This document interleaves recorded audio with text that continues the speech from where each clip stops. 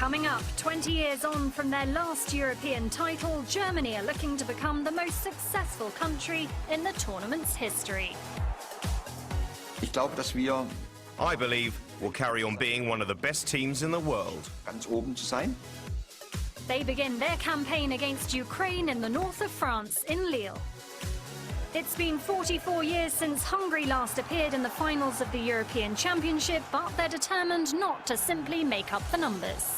We have a good team and we deserve it to go to Europe.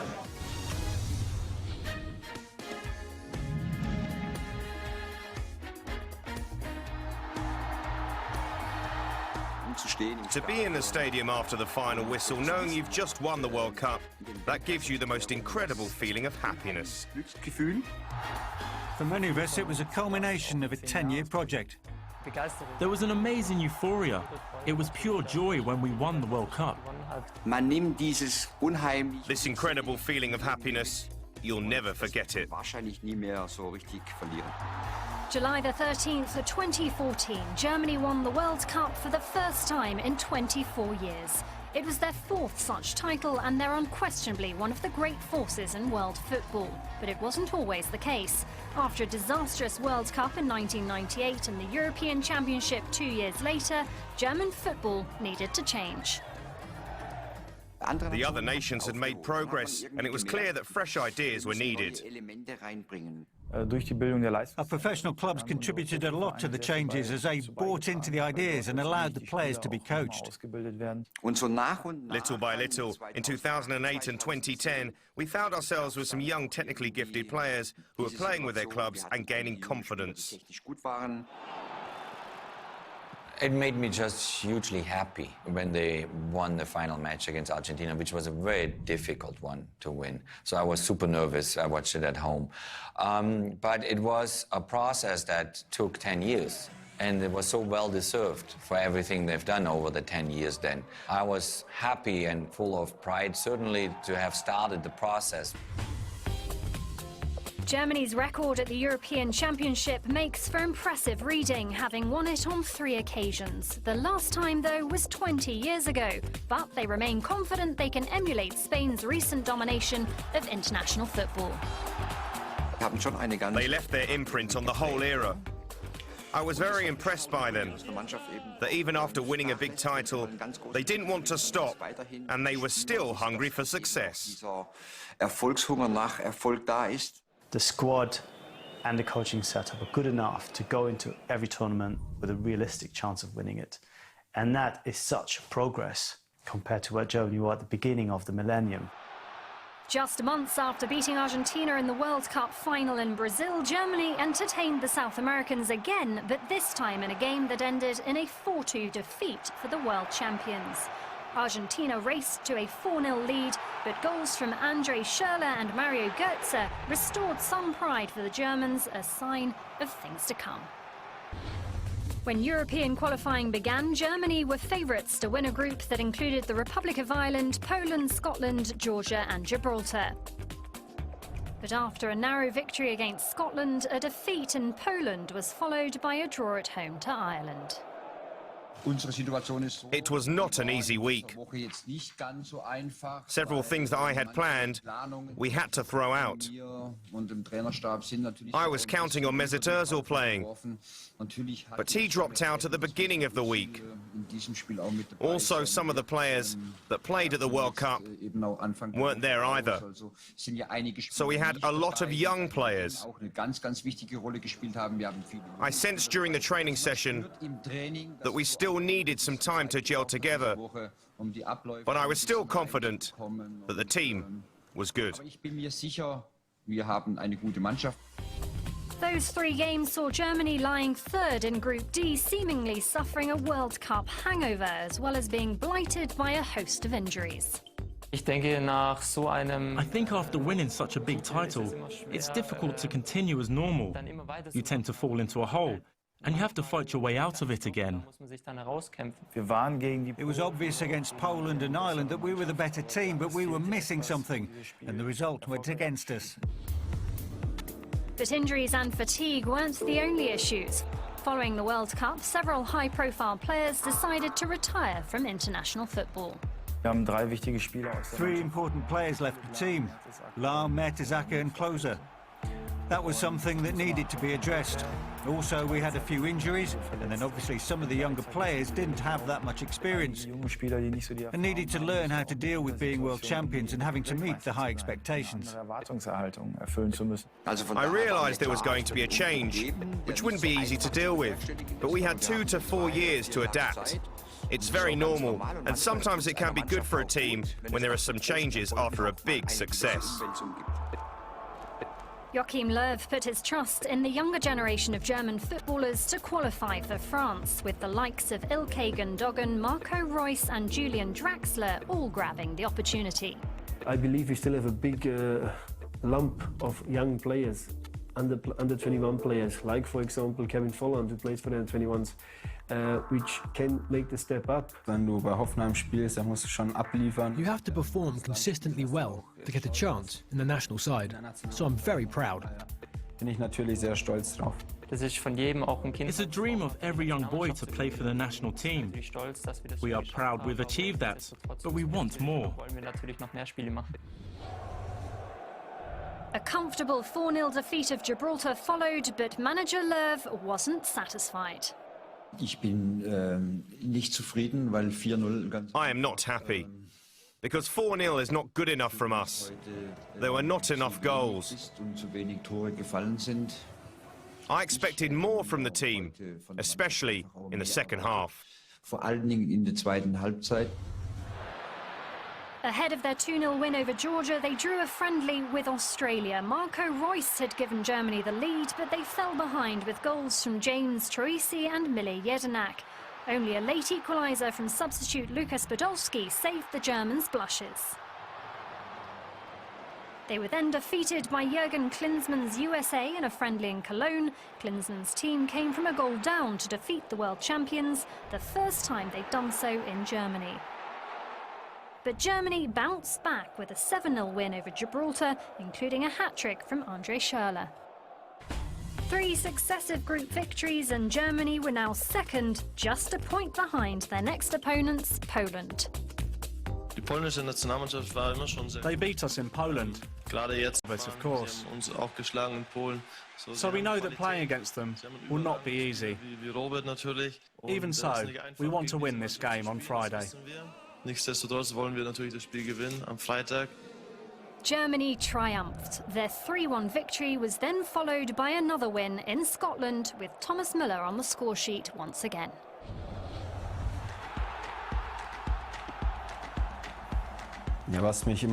What I admire most about Thomas Müller is his winning mentality. You can see it in training, and he just wants to win every game. He's disappointed when he loses even in training. He's a phenomenon, because the way he scores or whatever he does, he's just one of these players. If you look at him, he doesn't really jump into your eye from any particular strengths. But he has the complete package. You can see that in training, he's always finding the right spaces to get into. And it's good fun watching him.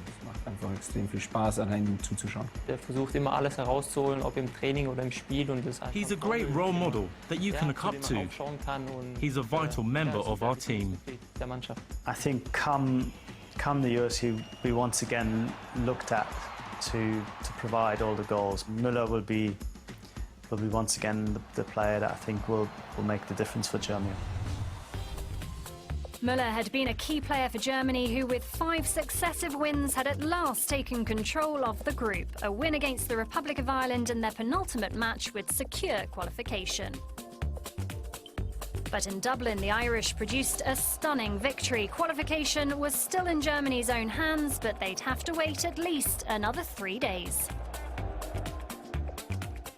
Of course we're confident, but we're not going into this match in the best of shape, because we know we played badly against Ireland. But hopefully, we have managed to keep some of the goals for this game against Georgia. And they did just that, ending their campaign as it had begun, with an unconvincing 2-1 victory at home, this time against Georgia.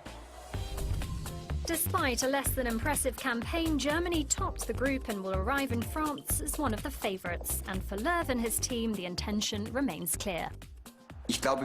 We still have a team with great potential. Young players and players who have a lot of experience. We're very organised, have a good system and a philosophy to our game. But we still need to improve.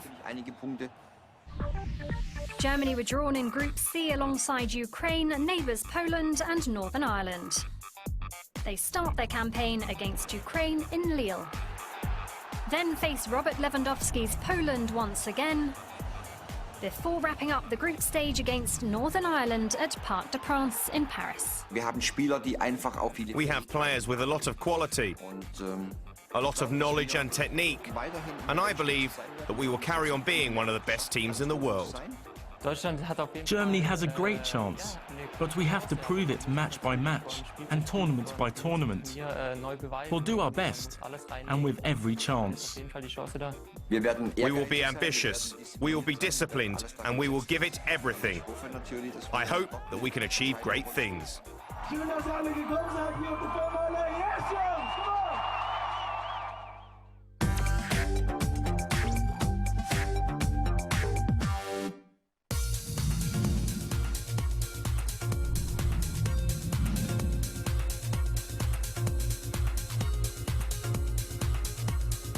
Bienvenue à Lille! Bienvenue à Lille! Bienvenue à Lille! Situated near the Belgian border, Lille is a cosmopolitan city and an international transport hub, home to 230,000 people with the fifth largest urban population in France. The city has endured many sieges throughout history and each one has left its mark. Lille is proud of its many and varied cultural influences, with areas like the Grand Place offering a window into the past. The city was the birthplace of Charles de Gaulle, founder of the Fifth Republic and one of France's most celebrated political and military figures. The city's fan zone will be located at Place François Mitterrand. There are loads of museums and places to visit. You can go to the Citadel where there are large green areas. You can go for a walk and have fun with friends. There are loads of bars to grab a drink and good restaurants where you can enjoy the specialities from northern France.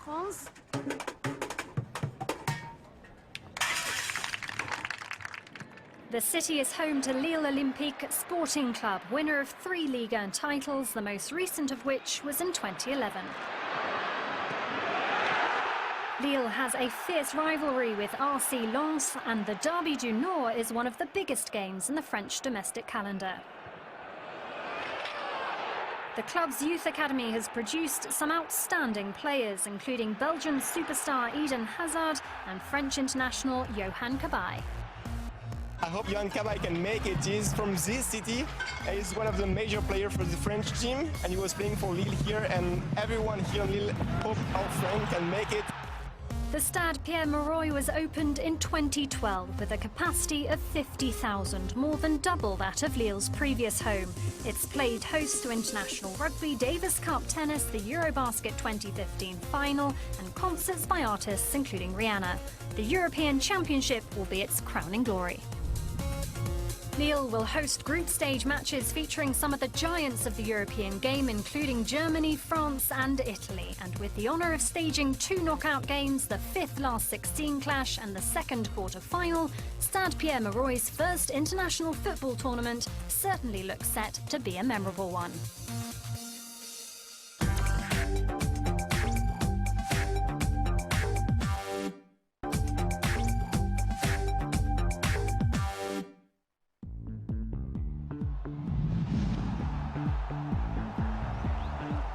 A former superpower of international football, for Hungary, recent history has been much less kind, as losing finalists in the 1938 and 1954 World Cups, they've been on the brink of glory, and the past has become the obsession of the present. This is our problem.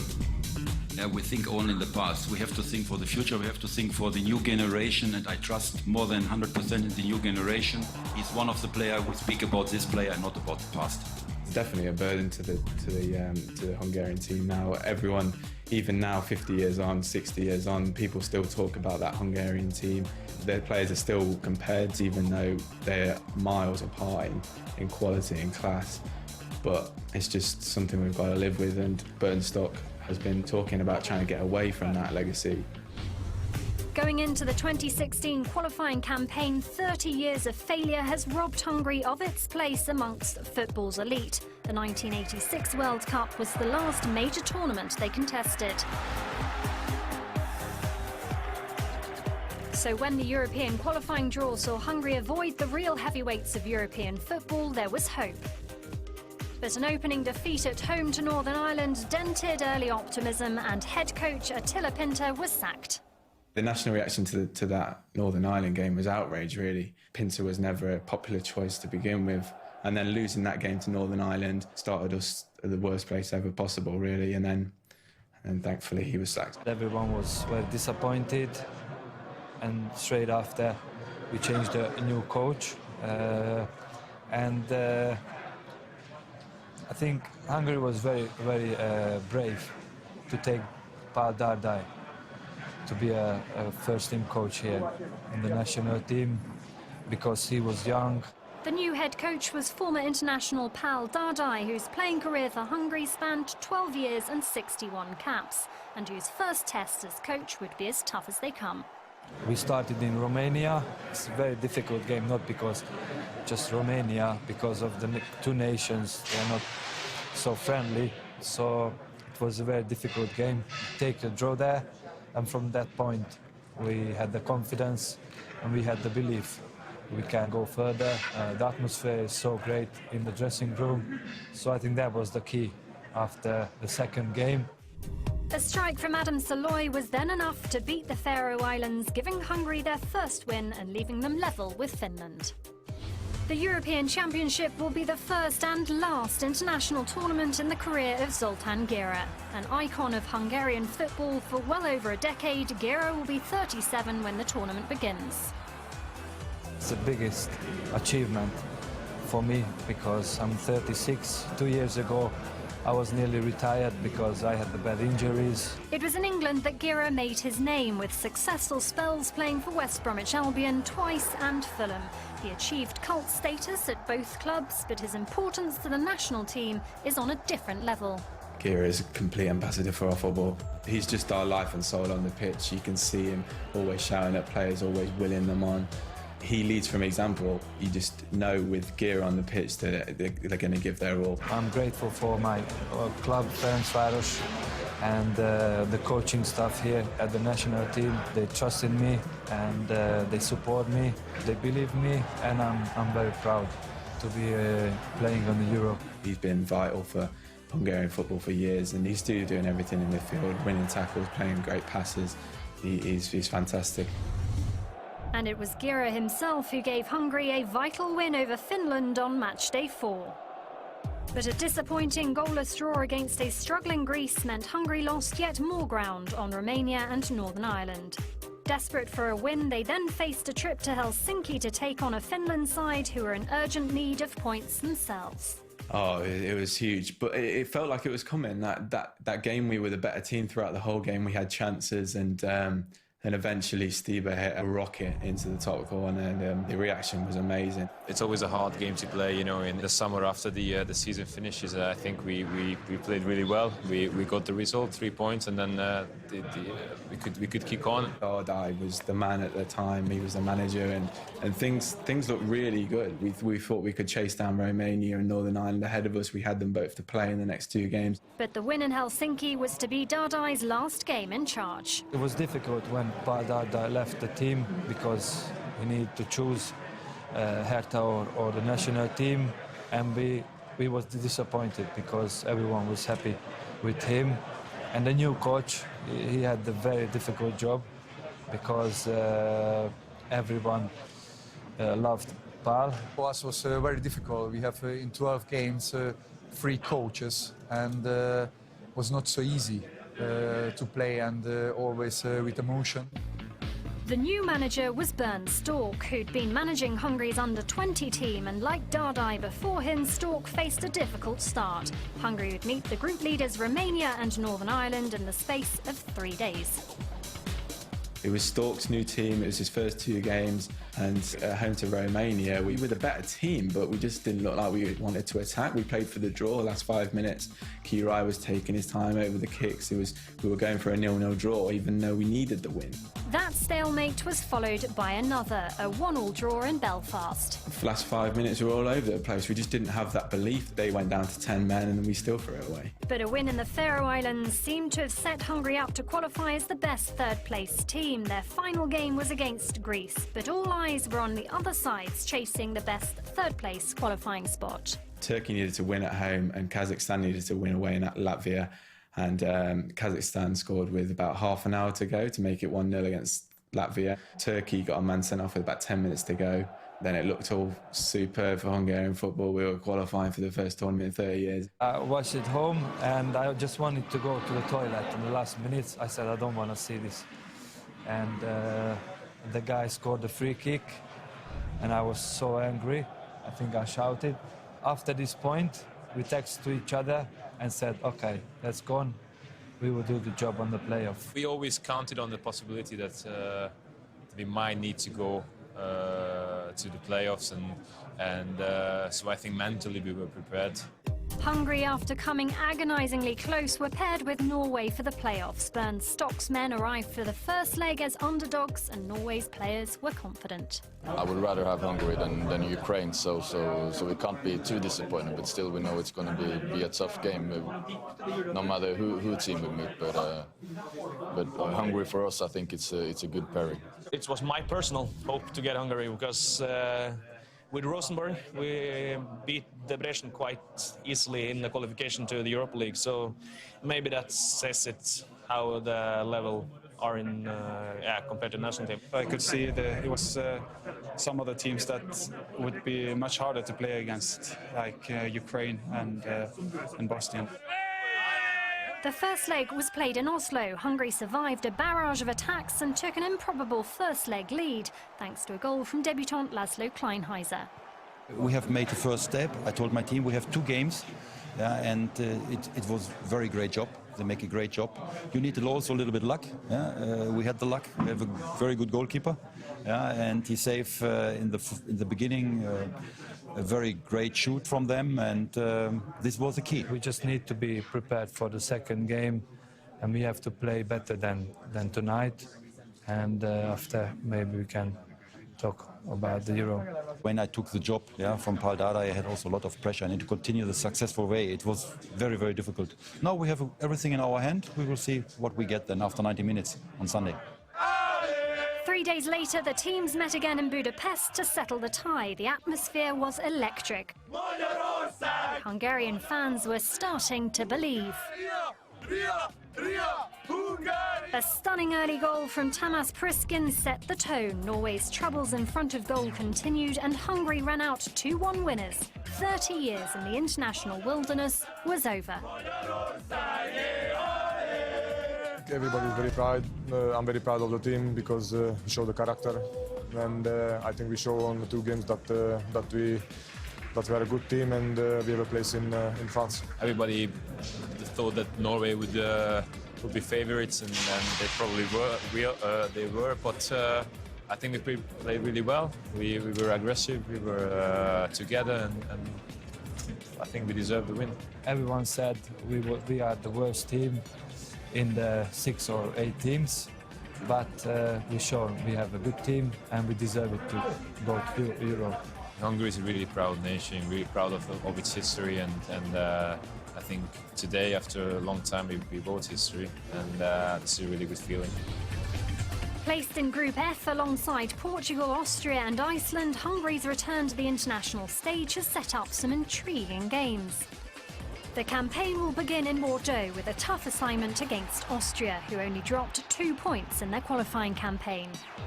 Next up, a trip to Marseille to take on newcomers Iceland, who shocked European football by qualifying ahead of the Netherlands. And the group stage will conclude in Lyon for a clash with Portugal. Finally, Hungary are back at the pinnacle of European football and they intend to stay there. Hopefully everybody can pull to the same direction and we can kick on from this and get better and better.